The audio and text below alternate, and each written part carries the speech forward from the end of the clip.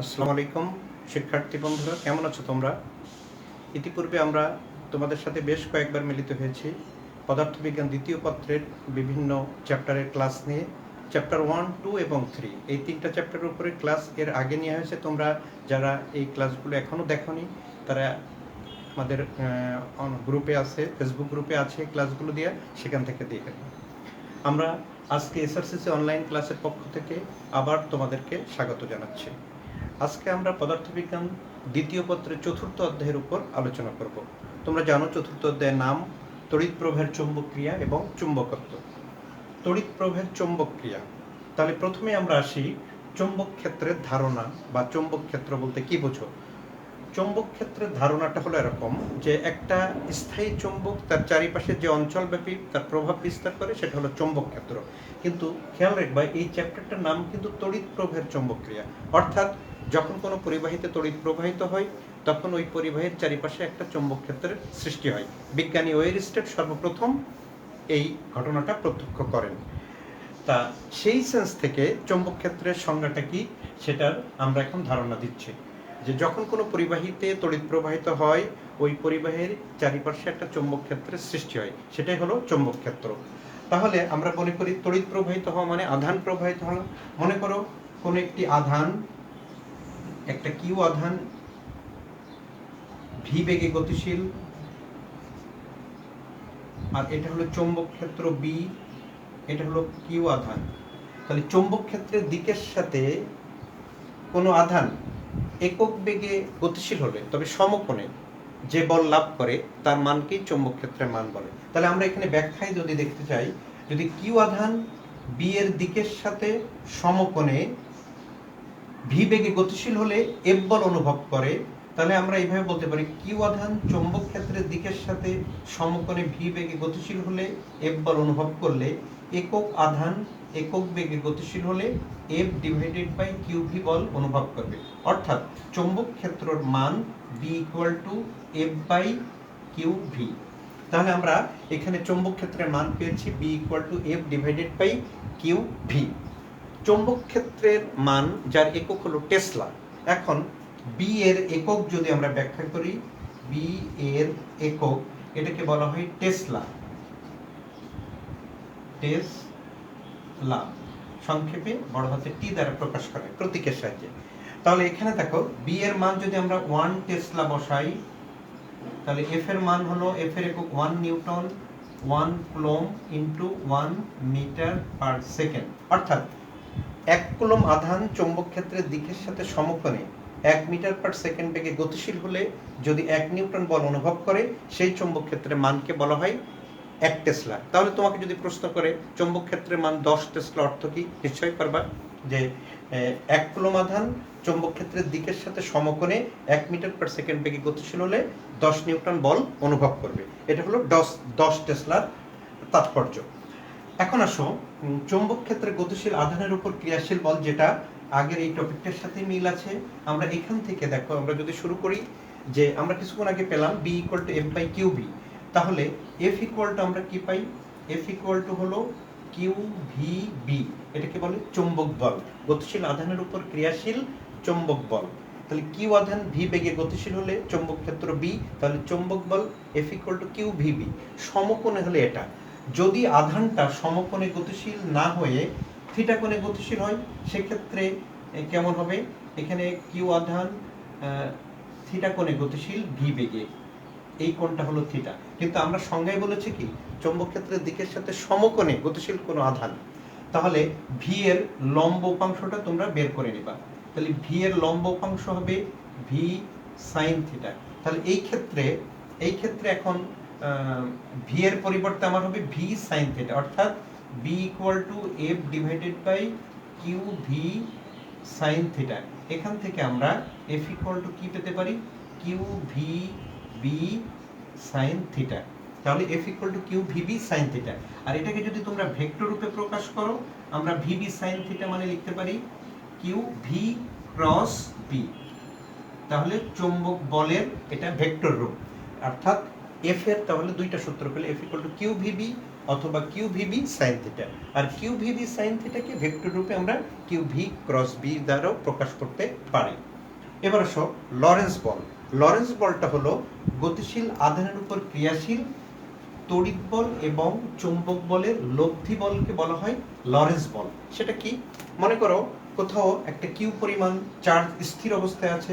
যদি একটা চার্জ থাকে কিউ, চার্জ যদি কিউ হয় তাহলে এখানে একটা তড়িৎ ক্ষেত্রের সৃষ্টি হয়।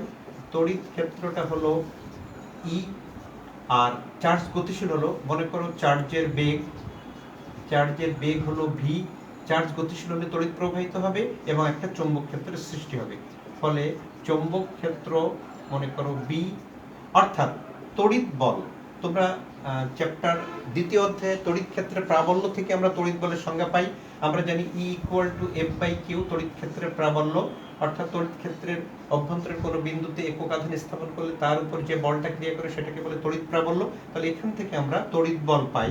অর্থাৎ তড়িৎ বল ইলেকট্রোস্ট্যাটিক ফোর্স যেটা এফই ইকুয়াল টু আমরা লিখতে পারি কিউ ই। এটা হলো তড়িৎ বল। আর চৌম্বক বলের রাশিমালা কিছুক্ষণ আগেই পেলাম, F M magnetic force equal to q v cross B. তাহলে তড়িৎ বল এবং চৌম্বক বলের লব্ধি বলকে বলা হয় লরেন্স বল। অর্থাৎ লরেন্স বল ইকুয়াল টু তড়িৎ বল এবং চৌম্বক বলের লব্ধি বল। এই দুইটা মান যদি বসাই দিই, কিউ কমন নিতে পারো, তাহলে E plus v cross B. এই হলো লরেন্স বলের রাশিমালা, F equal to q E plus v cross B. এবার আসো বিয়ট-সাভার্টের সূত্র। বিয়ট-সাভার্টের সূত্রটা হলো যখন কোনো পরিবাহীতে তড়িৎ প্রবাহিত হয়, ওই পরিবাহী থেকে নির্দিষ্ট একটা দূরত্বে যে চৌম্বক ক্ষেত্রের সৃষ্টি হয় তার মান কতগুলো বিষয়ের উপরে নির্ভর করে। সেই জিনিসটা কি, তার একটু ব্যাখ্যাটা দেখো। বিয়ট-সাভার্টের সূত্রের ব্যাখ্যা। বিয়ট-সাভার্টের সূত্র বলছে যখন কোনো পরিবাহীতে মনে করো আই পরিমাণ তড়িৎ প্রবাহিত হচ্ছে, পরিবাহীর একটি ক্ষুদ্র দৈর্ঘ্য মনে করো ডিএল বিবেচনা করি। ডিএল এর মধ্যবিন্দু থেকে আর দূরত্বে অবস্থিত কোনো বিন্দুর চৌম্বক ক্ষেত্র ডিবি। আর এবং ডিএল এর মধ্যবর্তী কোণ যদি থিটা হয়, তাহলে এই চৌম্বক ক্ষেত্রের মান কি কি বিষয়ের উপর নির্ভর করে? প্রবাহিত তড়িতের সমানুপাতিক, ক্ষুদ্র দৈর্ঘ্যের সমানুপাতিক, এদের আর এবং ডিএল এর মধ্যবর্তী কোণের সাইনের সমানুপাতিক এবং দূরত্বের বর্গের ব্যস্তানুপাতিক।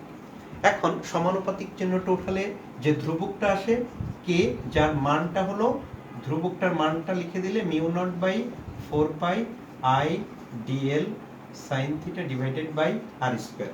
এই হলো বিয়ট-সাভার্টের সূত্র, এই যে এখানে লেখা আছে এটা। এবার এই বিয়ট-সাভার্টের সূত্র প্রয়োগ করে আমরা কি বের করতে পারি? এখানে কয়েকটা প্রয়োগ দেওয়া আছে। একটা হলো অসীম দৈর্ঘ্যের লম্বা ও সোজা তারের নিকট কোনো বিন্দুতে চৌম্বক ক্ষেত্র নির্ণয়, আর একটা হলো বৃত্তাকার কুণ্ডলীর কেন্দ্রে চৌম্বক ক্ষেত্র নির্ণয়। তো অসীম দৈর্ঘ্যের লম্বা ও সোজা তারের জন্য আমরা যদি নিকট কোনো বিন্দুতে চৌম্বক ক্ষেত্র নির্ণয় করি, মনে করো একটা তারের দৈর্ঘ্য হলো অসীম দৈর্ঘ্যের তার নিকট কোনো বিন্দুতে এর মধ্য দিয়ে আই পরিমাণ কারেন্ট যাচ্ছে। এই তার থেকে নিকট কোনো বিন্দু এ, লম্ব দূরত্বের কোনো বিন্দু এ, এই বিন্দুতে চৌম্বক ক্ষেত্র যদি বি হয়, তাহলে বি ইকুয়াল টু আমরা পাই mu naught I by 2 pi a হলো তার থেকে লম্ব দূরত্ব। তবে লক্ষ্য করবে এই সূত্রটা কিন্তু অসীম দৈর্ঘ্যের তারের ক্ষেত্রে প্রযোজ্য।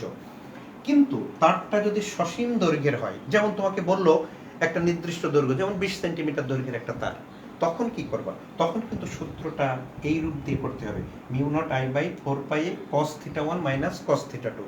সেই ক্ষেত্রে কেমন, তারটা যদি অসীম দৈর্ঘ্যের নাই, অসীম দৈর্ঘ্যের হলে কি হয় যে অসীম দৈর্ঘ্যের ওই প্রান্ত বিন্দু থেকে এটা যদি আমি যোগ করে দিই, অসীম দূরত্ব যখন অসীম হয়ে যায় তখন এই কোণটা থিটার মান টেন্ডস টু 0। আর এটা যখন মাইনাস ইনফিনিটি থেকে যায় তখন মাইনাস ইনফিনিটি হলে এটা, প্লাস ইনফিনিটি হলে এই কোণটা যদি 0 হয় তাহলে এই কোণটা হয়ে যাবে পাই। অর্থাৎ এই ক্ষেত্রে ক্যালকুলেশনের সময় ইন্টিগ্রেশন লিমিট হয়ে যায় থিটা ইকুয়াল টু 0 থেকে থিটা ইকুয়াল টু পাই। কিন্তু তারটা যদি সসীম দৈর্ঘ্যের হয় সেক্ষেত্রে এখানে কিন্তু সূত্রটা একটু লক্ষ্য করছো, cos theta 1 minus cos theta 2। সেক্ষেত্রে সেটা কিভাবে বের করবো? মনে করো তোমাকে বলা আছে এটা একটা 20 সেন্টিমিটার দৈর্ঘ্যের একটা তার। এখন বললো এর থেকে একটা নির্দিষ্ট দূরের কোনো বিন্দুতে এই চৌম্বক ক্ষেত্রের মানটা বের করো।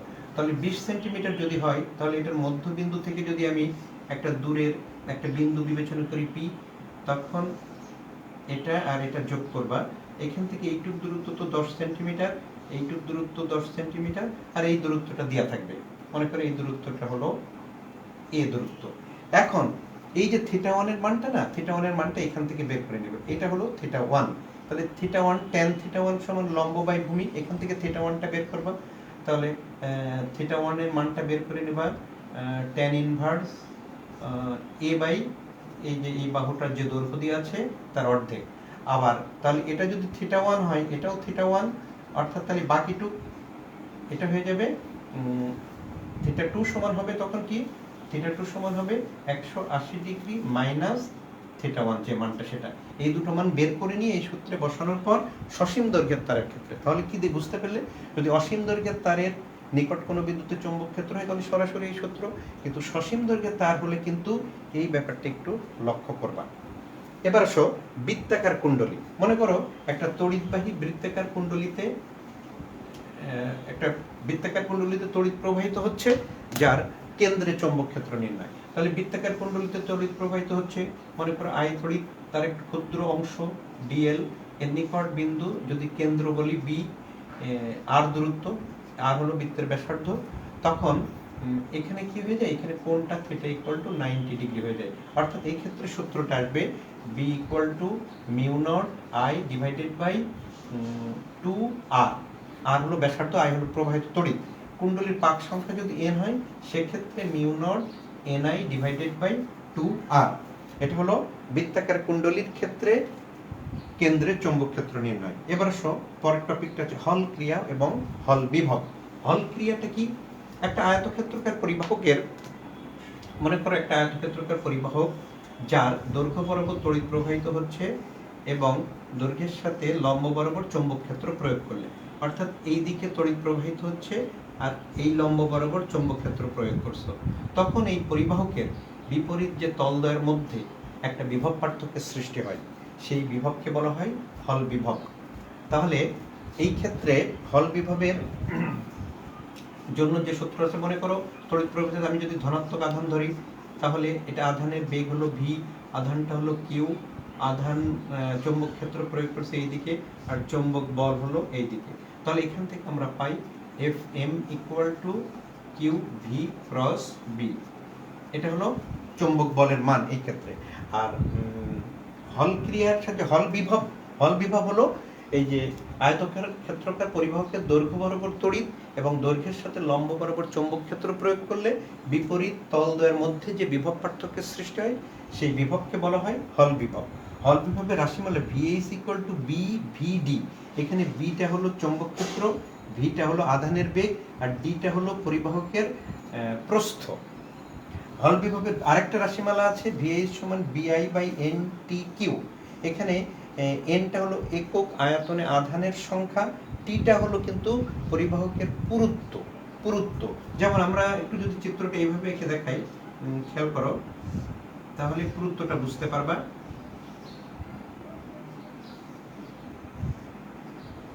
এটা হলো পরিবাহকের দৈর্ঘ্য, এটা হলো পরিবাহকের প্রস্থ ডি, আর এইটুক হলো পুরুত্ব টি, থিকনেস। এই টিটা হলো এটা। তাহলে B I by n t q, q হলো আধান, টি হলো পরিবাহকের পুরুত্ব, এন হলো একক আয়তনে আধানের সংখ্যা, বি হলো চৌম্বক ক্ষেত্র, আই হলো তড়িৎ প্রবাহ। এই হলো হল ক্রিয়া এবং হল বিভবের রাশিমালা। পরবর্তী রাশিগুলো আবার দেখো। ওকে, এবার আসো পরবর্তী টপিক হলো তড়িৎবাহী পরিবাহকে সৃষ্ট চৌম্বক বল। মনে করো একটা এল দৈর্ঘ্যের পরিবাহক যার মধ্য দিয়ে তড়িৎ প্রবাহিত হচ্ছে আই পরিমাণ। এই ক্ষেত্রে চৌম্বক বল, মনে করো পরিবাহকে তড়িৎ প্রবাহিত ইলেকট্রনের দ্বারা, তা ইলেকট্রন তড়িৎ প্রবাহের বিপরীত দিকে প্রবাহিত হয়, তা ইলেকট্রনের আধান মনে করো কিউ আর আধানের বেগ ভি আর চৌম্বক বল এফ এম। এরকম আধানের উপরে ক্রিয়াশীল, প্রত্যেকটা আধানের উপর ক্রিয়াশীল চৌম্বক বল এফ এম। আর মোট বল যদি আমরা এফ বলি তাহলে এফ এর রাশিমালা এখানে খেয়াল করো, এ হলো পরিবাহকের প্রস্থচ্ছেদের ক্ষেত্রফল আর এল হলো দৈর্ঘ্য, তাহলে এ ইন্টু এল মানে আয়তন। এখানে চৌম্বক ক্ষেত্র প্রয়োগ করা হয়েছে কিন্তু ভেতরের দিকে, চৌম্বক ক্ষেত্র, চৌম্বক ক্ষেত্রের দিক বোঝাতে যে এখানে ক্রস চিহ্নগুলো দ্বারা ব্যবহার করা হয়েছে, দেখবা বই থেকে ক্রস চিহ্ন আছে, এই ক্রস চিহ্ন দ্বারা বোঝায় যে চৌম্বক ক্ষেত্র বি এর দিক এই তলের লম্ব বরাবর ভিতরের দিকে বোঝানো হয়েছে। তাহলে এই ক্রস চিহ্নটা হলো বি এর অভিমুখ। তাহলে সেক্ষেত্রে তড়িৎবাহী পরিবাহকে সৃষ্ট চৌম্বক বল এফ ইকুয়াল টু হবে আই এল বি। আই হলো প্রবাহিত তড়িৎ, এল হলো পরিবাহীর দৈর্ঘ্য, আর বি হলো চৌম্বক ক্ষেত্র। আধানটা যদি সমকোণে গতিশীল হয়, যেমন এই ক্ষেত্রে ভি এবং বি সমকোণে 90 ডিগ্রি, তাহলে এই সূত্রটা। আর যদি বলে যে সমকোণে গতিশীল না হয় থিটা কোণে গতিশীল হয়, সেই ক্ষেত্রে এই সূত্রটি ইউজ করবো, I L B sine theta.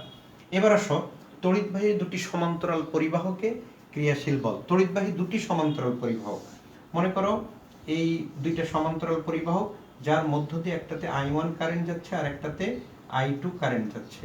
পরিবাহক দ্বয়ের মধ্যবর্তী দূরত্ব মনে করো r। তাহলে বায়োট-স্যাভার্টের সূত্র প্রয়োগ অনুসারে আমরা কি জানি, প্রথম তারে তড়িৎ প্রবাহিত হলে দ্বিতীয় তারে একটা চৌম্বক ক্ষেত্র সৃষ্টি হয়, সেটা B1।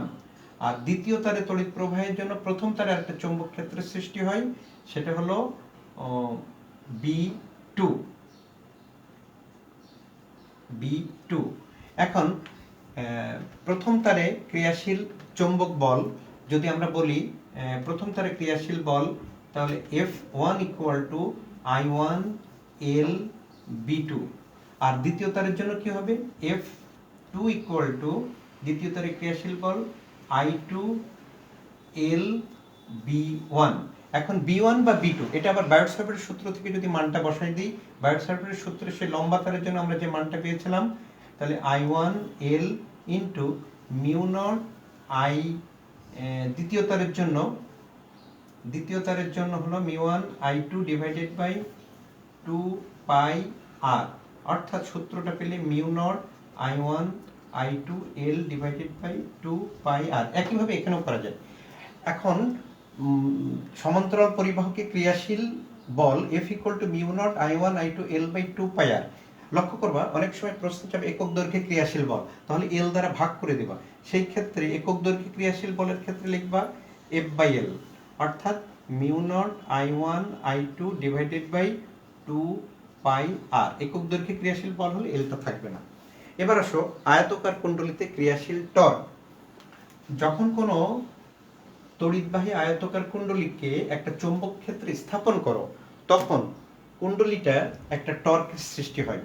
সেটা জিনিসটা কেমন, মনে করে এটা একটা তড়িৎবাহী আয়তকার কুণ্ডলী, একটা চৌম্বক ক্ষেত্রের মধ্যে স্থাপন করা আছে। কুণ্ডলীটার দৈর্ঘ্য L আর প্রস্থ B, কুণ্ডলীটার প্রস্থ B, তাহলে কুণ্ডলীটার ক্ষেত্রফল A ইকুয়াল টু হবে L ইন্টু B। কুণ্ডলীতে মনে করো I পরিমাণ তড়িৎ প্রবাহিত হচ্ছে, আর এটা হলো চৌম্বক ক্ষেত্র। সেই ক্ষেত্রে ক্রিয়াশীল টর্কের রাশিমালা হবে tau equal to N I A B. এনটা হলো কুণ্ডলীর পাক সংখ্যা, আইটা হলো তড়িৎ প্রবাহের মান, এ হলো কুণ্ডলীর দৈর্ঘ্য এবং প্রস্থ গুণ করলে যেটা পাওয়া যাবে এ, আর বি হলো চৌম্বক ক্ষেত্র। আর এটাকে ওই যে যদি আমরা ভেক্টর রূপে প্রকাশ করি, তাই টাউ ইকুয়াল হবে n I A cross B, অথবা এটাকে বলতে পারো n I A B sine theta, এই সূত্র দিয়েও করা যাবে।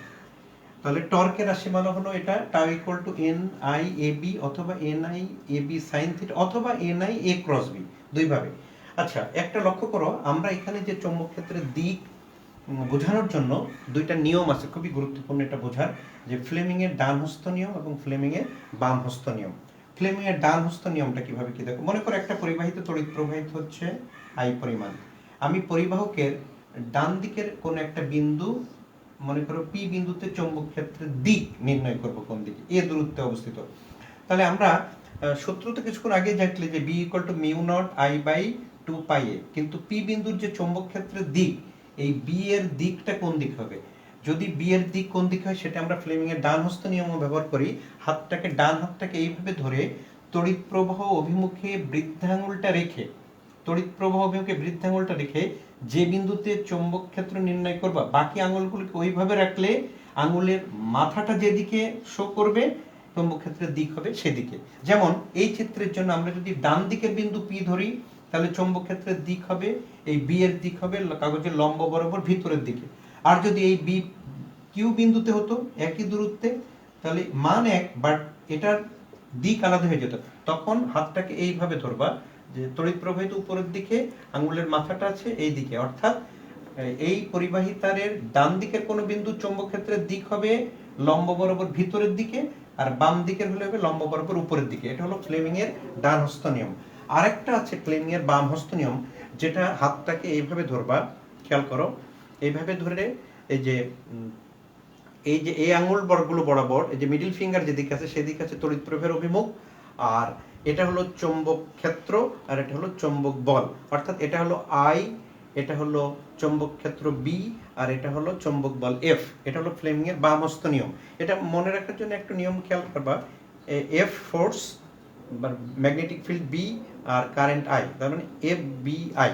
এই কথাটা মনে রেখো, তাহলে মনে রাখতে সুবিধা হবে, এফ বি আই।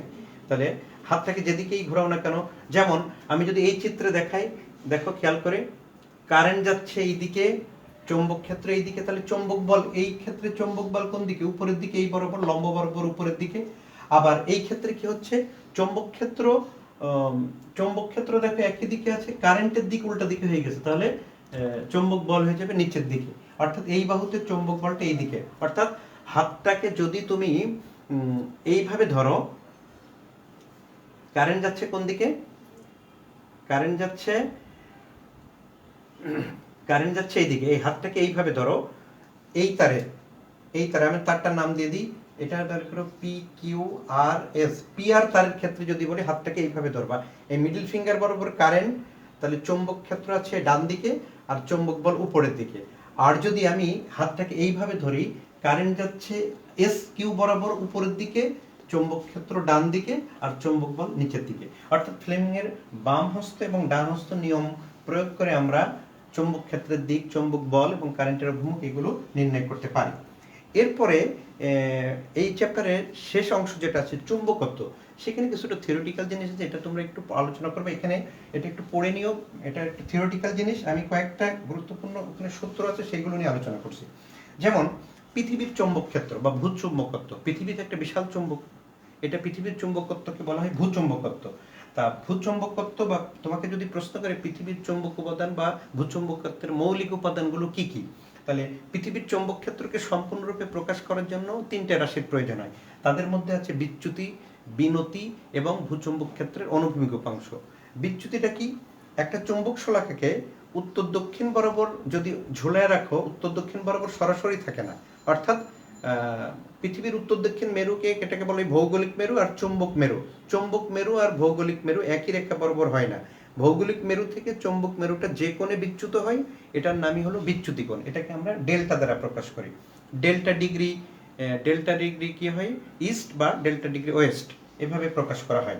আর একটা চৌম্বক দণ্ডকে অনুভূমিকভাবে ঝুলিয়ে রাখলে, ভারকেন্দ্রে অনুভূমিকভাবে ঝুলিয়ে রাখলে, এটা অনুভূমিক বা পৃথিবীর সমান্তরালে থাকে না, এর উত্তর মেরুটা একটু নত হয়ে থাকে। অর্থাৎ একটা চৌম্বক শলাকাকে ঝুলাইয়ে রাখলে এটা অনুভূমিকের সাথে যে কোণে নত থাকে সেটাকে বলা হয় বিনতি। তাহলে বিনতিকে আমরা ডেল্টা দ্বারা প্রকাশ করি, আর বিচ্যুতিকে থিটা দ্বারা প্রকাশ করি। তাহলে ভূচুম্বক ক্ষেত্রের অনুভূমিক উপাংশ যদি বলে, তাহলে তার ব্যাখ্যাটা হলো এরকম: কোন ভূচুম্বক ক্ষেত্রের অনুভূমিক বরাবর যে উপাংশ থাকে তাকে বলে ভূচুম্বক ক্ষেত্রের অনুভূমিক উপাংশ। যেমন আমি একটা চুম্বককে ঝুলিয়ে দিছি, সেটা নত হওয়া অবস্থায় চিত্রটা দেখাচ্ছি, তাহলে এটা অবশ্যই উত্তর মেরুটা নত হয়ে থাকে, এটা দক্ষিণ মেরু। এটা হলো ভূচুম্বক ক্ষেত্র বি, এটা হলো মধ্যবিন্দু। তাহলে একটা ভূচুম্বক ক্ষেত্রের অনুভূমিক বরাবর যে উপাংশ থাকে এটা অনুভূমিক উপাংশ, আর উলম্ব বরাবর যে উপাংশ থাকে এটা হলো উলম্ব উপাংশ, ভার্টিক্যাল কম্পোনেন্ট আর হরিজন্টাল কম্পোনেন্ট। তাহলে বিনতি কোনটা? বিনতি হলো এটা হলো ডেল্টা, বিনতি। তাহলে এখান থেকে দেখো তো, এটা অনুভূমিক, তাহলে এই ইকুয়াল টু এই চিত্র থেকে আমরা পাই বি কস ডেল্টা, আর এটা ভি ইকুয়াল টু হয় বি সাইন ডেল্টা। তাহলে ভূচুম্বক ক্ষেত্রের অনুভূমিক বরাবর যে উপাংশ থাকে সেটাকে বলা হয় ভূচুম্বক ক্ষেত্রের অনুভূমিক উপাংশ, এই equal to B cos delta. আর ভূচুম্বক ক্ষেত্রের উলম্ব বরাবর যে উপাংশ থাকে সেটাকে বলা হয় উলম্ব উপাংশ, vertical component, V equal to B sine delta. তখন এটাকে এটা দ্বারা ভাগ দিলে এদের মধ্যে কিছু সম্পর্ক চলে আসে, tan ডেল্টা সমান ভি বাই এইচ, অথবা B equal to root over H square plus V square, এটা বর্গ করে যদি যোগ করো তাহলে এই সম্পর্কটা চলে আসে। তাহলে এই পরের অংশ থেকে গাণিতিক টার্ম এই কয়টি আছে, আর বাকিগুলো কিন্তু একটু থিওরিটিক্যাল, ওখান থেকে 1 বা 2 মার্কের কোশ্চেন হতে পারে মানে চুম্বকত্ব অংশে। আর প্রথম অংশটা যেটা তড়িৎ প্রবাহের চৌম্বক ক্রিয়া, এটা কিন্তু পুরোটাই গাণিতিক এবং এখান থেকে উদ্দীপক এবং গাণিতিক সমস্যা থাকবে। তাহলে আজকে আমরা এই চ্যাপ্টারের থিওরিগুলো নিয়ে আলোচনা করলাম। তোমরা বাসায় এই থিওরিগুলো সূত্রগুলো আরেকবার একটু দেখবে, দেখার পর এই রিলেটেড কিছু অঙ্ক আছে সেই অঙ্কগুলো একটু প্র্যাকটিস করো। এরপরে যদি কোনো সমস্যায় পড়ো আমাদেরকে জানাও, আমরা পরবর্তী ক্লাসে গাণিতিক সমস্যা নিয়ে এই চ্যাপ্টারে আলোচনা করব। আজকে এই পর্যন্তই। ভালো থেকো, সুস্থ থাকো এবং ঘরে অবস্থান করো। ধন্যবাদ সবাইকে।